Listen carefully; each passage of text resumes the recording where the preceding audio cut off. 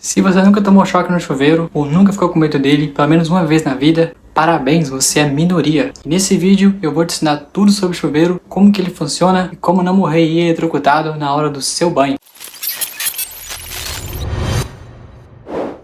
Para quem não sabe, o primeiro chuveiro foi inventado ali na década de 30 por um brasileiro conhecido como Francisco Canhos. E curiosamente, a motivação de Francisco era que seu pai sofria com forte reumatismo e precisava de banhos quentes regulares. Então foi nessa ânsia de Francisco querer cuidar do seu pai que lhe surgiu uma brilhante ideia. Ele pegou um ferro de passar, entendeu como a sua resistência funcionava e aquecia a superfície do aparelho. Então ele tirou a sua resistência, colocou em um cano de metal onde a água passaria, foi conectado à rede elétrica e um diagrama de borracha foi usado para poder isolar os contatos elétricos da água, garantindo assim uma segurança inicial do aparelho. E agora vai estar aparecendo aí na tela para vocês um chuveiro bem parecido com o de Francisco. Infelizmente eu não consegui encontrar na internet o chuveiro exatamente que Francisco fez, mas esse aí certamente já era um chuveiro que veio um pouco depois, já estava sendo comercializado, mas já dá pra gente ter uma noção de mais ou menos como era. Então já dá pra gente ver que ele tinha um design mais retrô, com alguns fios expostos, corpo de metal, uma aparência bem assustadora para os dias de hoje. E o que me motivou a fazer esse vídeo foi porque eu vi que muitas pessoas na internet têm medo de chuveiro, têm traumas por chuveiro. É só você fazer uma busca aí pelo Reddit que você vai ver nesse site pessoas pedindo ajuda, pessoas comentando sobre as experiências que elas teve sobre chuveiro, e até mesmo no YouTube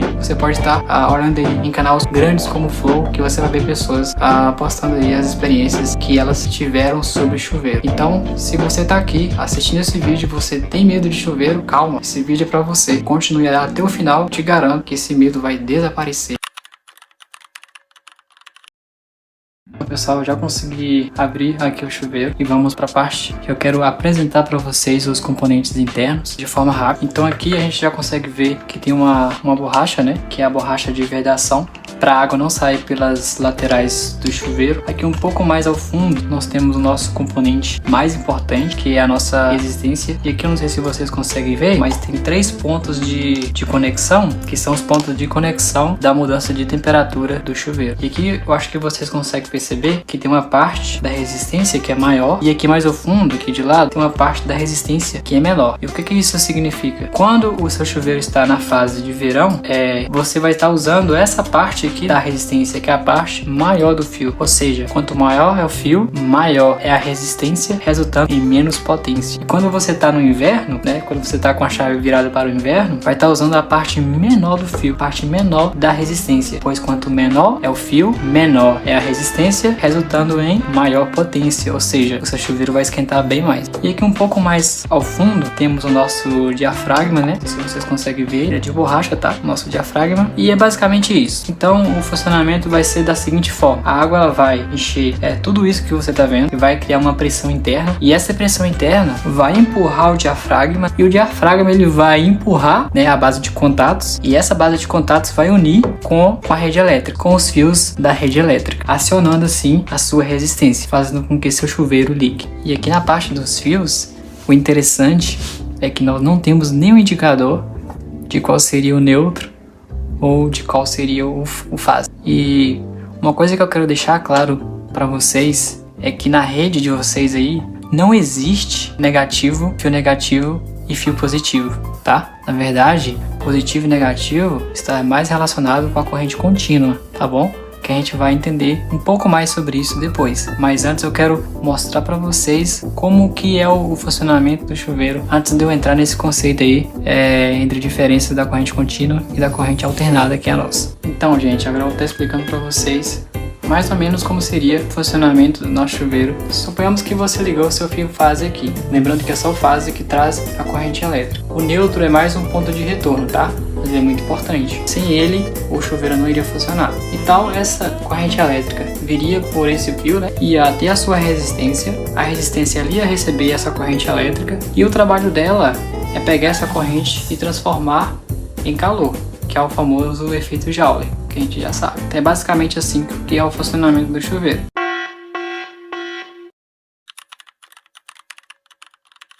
Então, como aprendemos, em um circuito convencional simples, a corrente elétrica ela sempre flui de um potencial maior fase para um potencial menor neutro. Isso é um circuito simples funcional. Então, quando há uma fuga de corrente por resistência cansada ou resistência velha, ou algum fio desencapado sofrendo deformação por excesso de calor, essa corrente que flui, do potencial maior do fase, ela não vai mais conseguir seguir no percurso original dela. Então vai acontecer uma fuga e ela vai se espalhar por todos os caminhos disponíveis. E como ela não vai conseguir ir mais o seu percurso original, que seria para o neutro, para chegar no seu ponto de retorno e fechar circuito, ela vai se dissipar para outros caminhos que oferece uma menor resistência. No caso, o fabricante já sabe que isso pode acontecer, então sempre o chuveiro ele vem com fio terra. O fio terra ele é um caminho que oferece uma resistência de praticamente zero.